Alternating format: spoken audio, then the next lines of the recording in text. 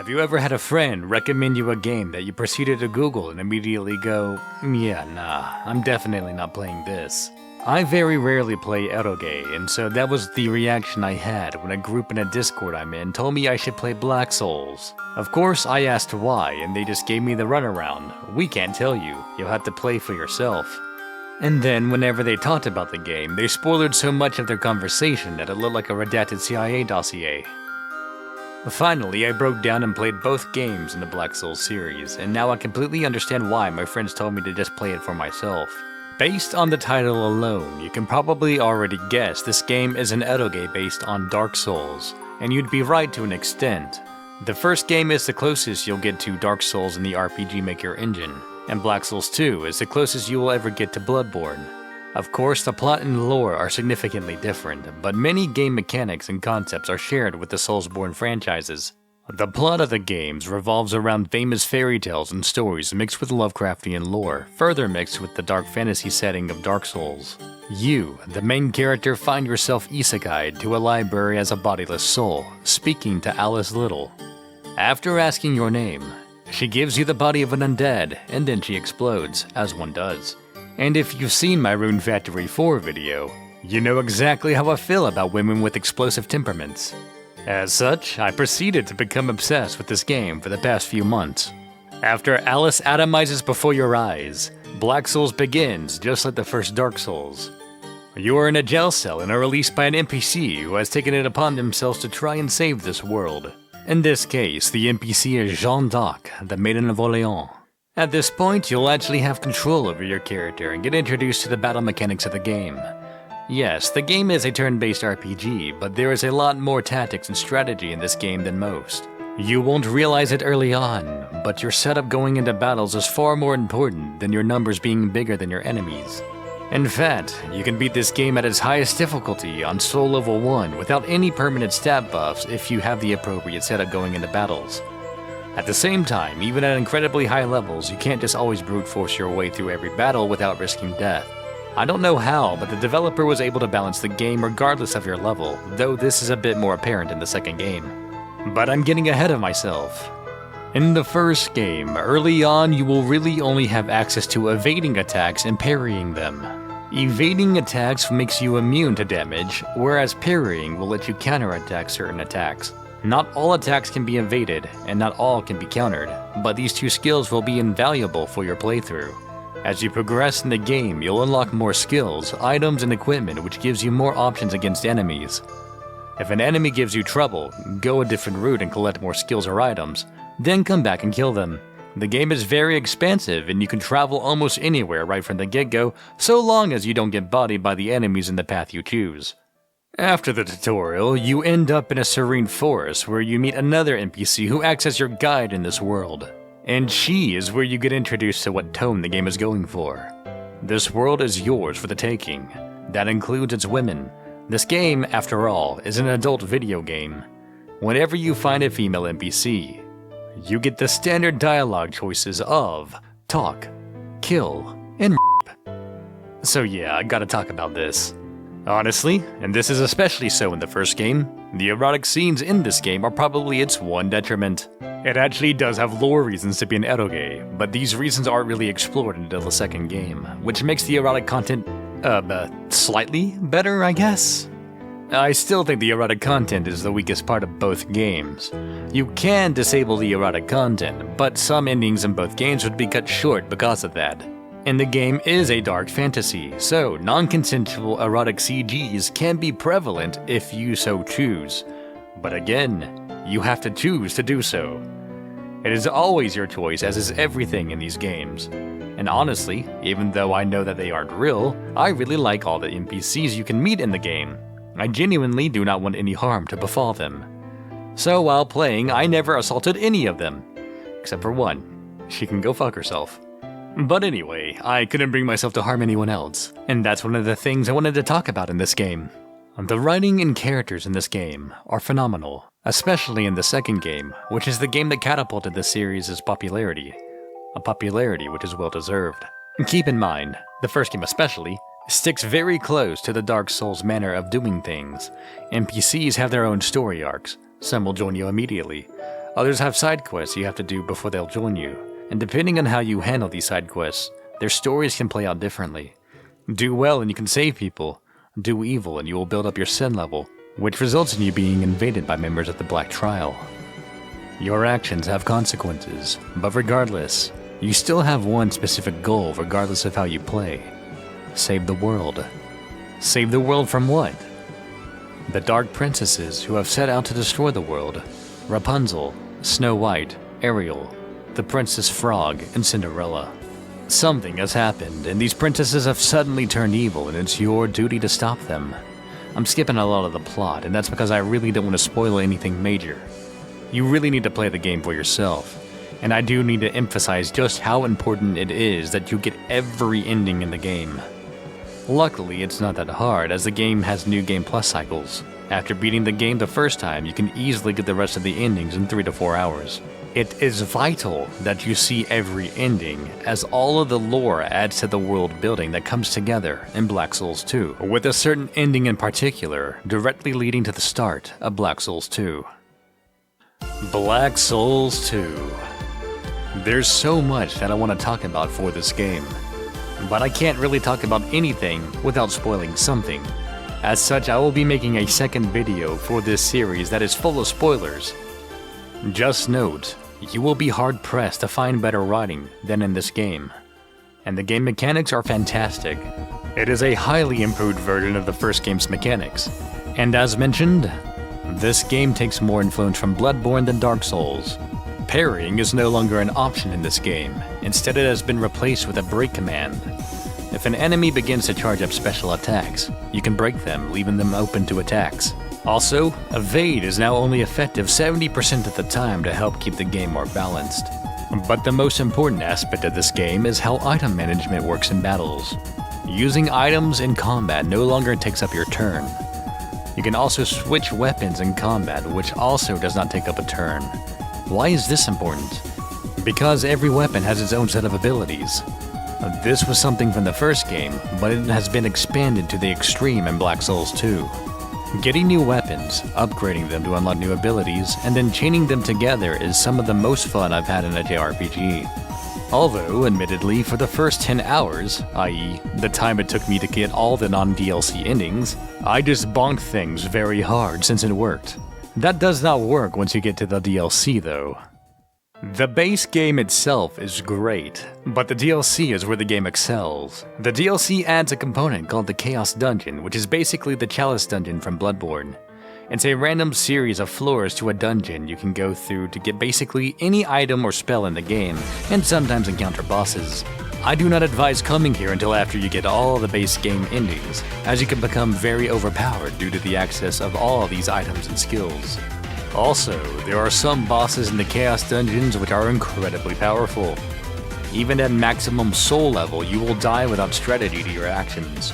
Bonking is no longer a legitimate strategy. But I'm getting ahead of myself. As mentioned, Black Souls 2 starts immediately after one of the endings of Black Souls 1, though early on you may not realize it. It starts off by asking you the standard JRPG questions. What is your name? What is your class? What type of Alice do you want? You get the 3 obvious choices of daughter wife, sister wife, and finally, mommy wife. The objectively best choice is a Moto Alice, whom you will be sharing a picnic with, only to fall asleep and be abruptly woken when you realize Alice is no longer by your side. Upon searching for her, you end up falling into Wonderland. Whereas the first game had several different fairy tales tied into one, this game is focused almost exclusively on Lewis Carroll's Alice in Wonderland, with heavy influence from Lovecraft. The developer put an incredible level of research into this game to include as much of Carroll's life and the theories around him into this game. Even obscure things about his life have been made into references in this game and are used to add to the character and lore of this world. This game almost feels like an autobiography of his life, detailing large parts of it, but in particular, his obsession with a certain little girl, Alice Little. While investigating the whereabouts of your beloved Alice, you will need to talk to a multitude of NPCs for her whereabouts. As for the dialogue options in this game, for most NPCs you will have the typical talk, kill, and options. But now, you also have a new dialogue option, one of which I'm sure any of you who has seen anything about this game has encountered before. I'm going to Alice. You can say this to basically every NPC in the game, to which everyone responds as if you've actually made some actual substantive remark to whatever they had just asked you. Then again, such a random string of words is hardly the strangest thing to happen in Wonderland. And the deeper you see how far this rabbit hole goes, the stranger things get. Almost every NPC in the game is directly related to either Alice in Wonderland or Lewis Carroll himself. Many you can form covenants with, which will give you bonuses in combat.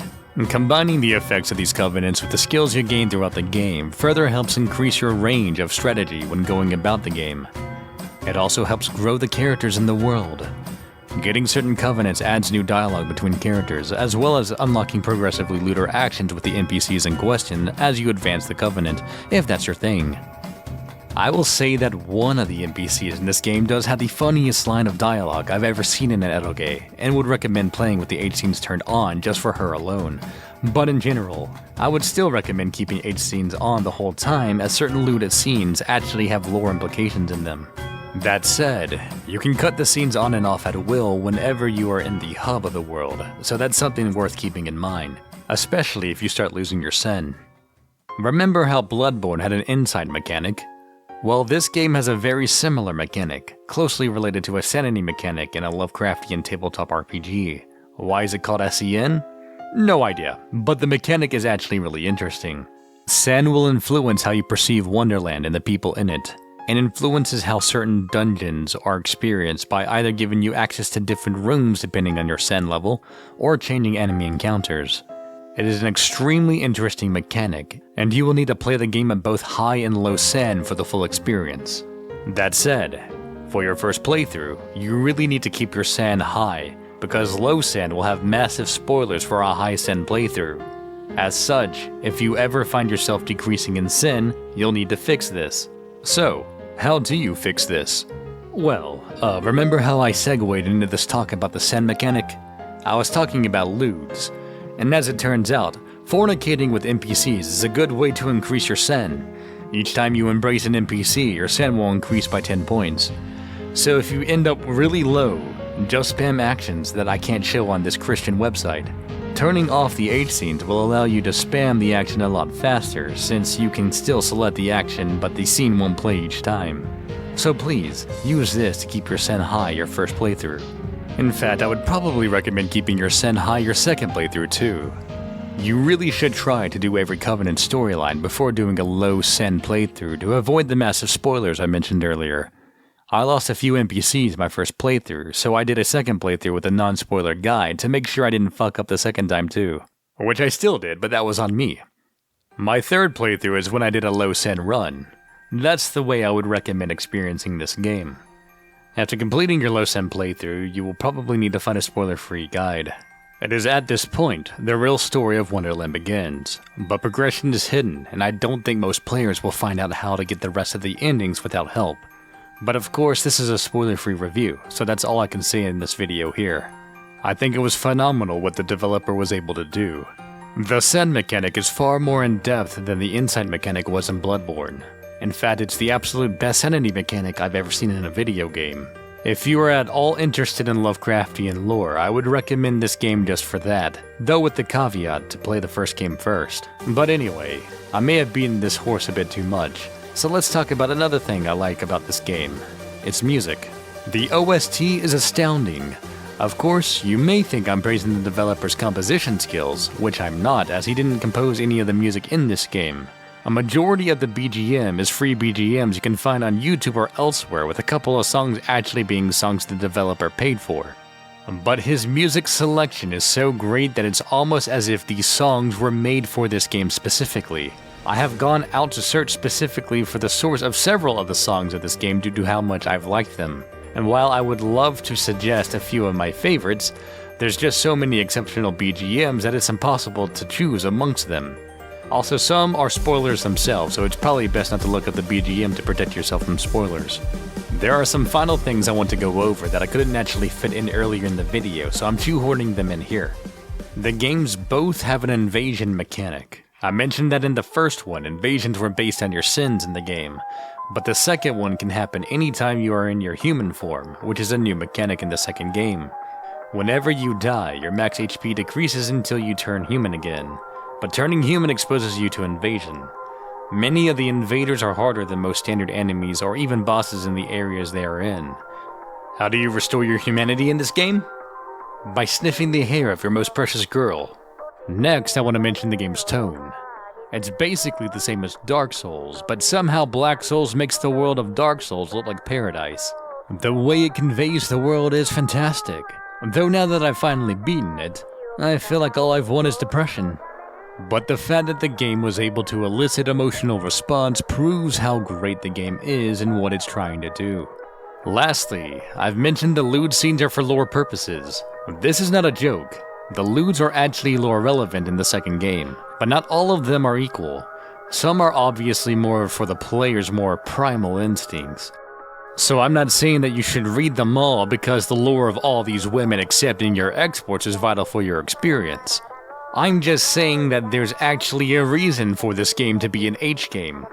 For the scenes themselves, again, I think for the most part, they aren't going to elicit much of a response. Most of them are pretty vanilla, but I'm also a basic bitch, so that's typically what I prefer anyway. But if you're in defeat though, you'll have a good time with certain individuals. Oh, also, if you like boys, then boy do I have good news for you in the second game. Not that I've actually seen the scene in question, as I'm not into that, but I'm not here to judge your kink. God will though. Welcome to hell. Some last comments to make before ending the video. I should also mention that the second game is a bit scarier than the first. While it's not a horror game, there is one section at the end of the last DLC which might terrify the unprepared. I felt like I should mention it so that anyone listening to this can prepare mentally beforehand. I don't want someone to have a heart attack while playing a hentai game after all. It would be very awkward for whomever has to deliver that news to your friends and family. Secondly, I despise content warnings, but I can see why they can be useful when it comes to certain types of sexual content. Yes, this game has non-consensual actions, as mentioned earlier. They are always your choice, so if that's an issue for you, just don't do them. The only exception to this is that you may get Monster Musume in the second game by a certain NPC, though I will not mention whom to avoid spoilers. Of course, having H scenes turned off should prevent you from seeing any of those scenes regardless, so that shouldn't be a huge issue for anyone. But I thought I'd mention it before you end up playing it. I went into Blacksouls expecting a meme-worthy adventure that I could make a joke review about, or maybe a quasi-serious review like my Final Fantasy VIII Into the Radius or Rune Factory 4 videos. After beating both games, I still would like to make a more humorous video than this, but I can only do that by actually having spoilers in the video. As such, I'll be working on another Blacksouls video that will be full of spoilers, but hopefully funnier for those who came into this video expecting more humor. But for now, this is what you'll have to be satisfied with. So, do I recommend you play porn? No, I really can't do that, but if you decide to anyway, then play the porn you don't actually play for the porn. Also, I heard that the developer used the money to fund medical expenses for his mother. So I do hope if you are interested, you do actually procure this game via more reputable means. While I would like to post a direct link to the DLSite for the game in the description below, I'm not sure if YouTube would find that appropriate. As such, I will either post the DLSite links to both games under the tweet I send out on my Twitter X profile for this video, or I will retweet the developer's post for these games with the links to where you can buy them. With that, thank you all for watching this video, and I hope to see you next time.